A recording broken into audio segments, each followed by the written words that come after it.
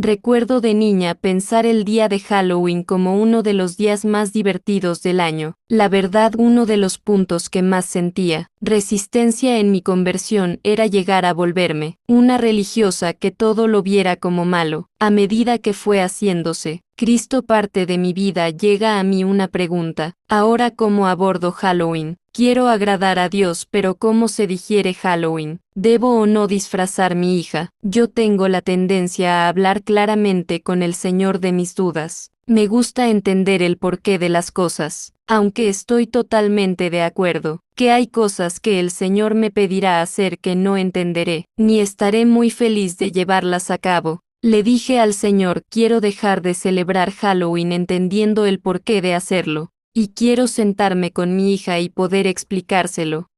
En 1 Corintios 10 versículo 21 se dice lo siguiente: no podéis beber la copa del Señor y la copa de los demonios. No podéis ser partícipes de la mesa del Señor y de la mesa de los demonios. Hay cosas en las que sencillamente nuestros hijos no tienen que participar. Cuando tus hijos crezcan y tengan que enfrentarse a situaciones tales como la droga, el alcoholismo, y prácticas que perjudiquen su vida, es el mismo principio. Me da miedo, pero me da placer, porque el miedo lo cubro con algo que me genera placer, como el dulce, y el placer prevalece. No, hermanos, tus hijos tienen que ser capacitados en casa para decir: no participo, por más placentero que pueda ser para mí. Al final, debemos examinar el contexto y lo que enseña para poder ser más asertivos en nuestras decisiones. El miedo es parte del cuerpo humano y es un mecanismo de alerta que, si como padres no sabemos encauzar, puede abrir muchas puertas. Este tema me trajo a memoria la historia de una amiga que me contaba que desde pequeña tenía problemas para dormir. No recordaba una noche sin tener que vivir una lucha interna por dormir.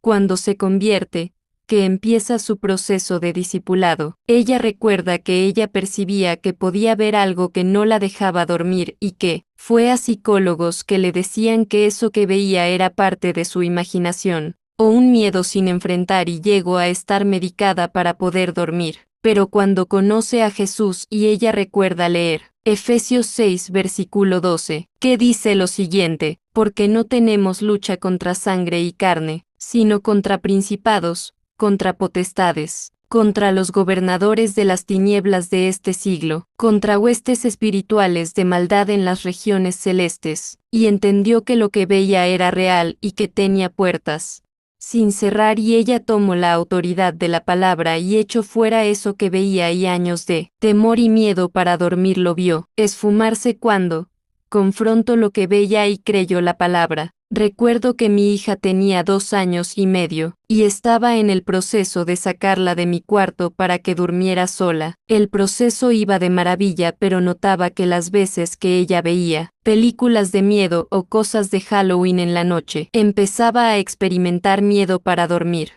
Más en ocasiones me decía que veía cosas. Claro, yo pensaba que ella estaba viendo cosas de su imaginación, pero seamos reales. Creemos en un Dios que es espíritu, y no creemos que existe el mundo espiritual.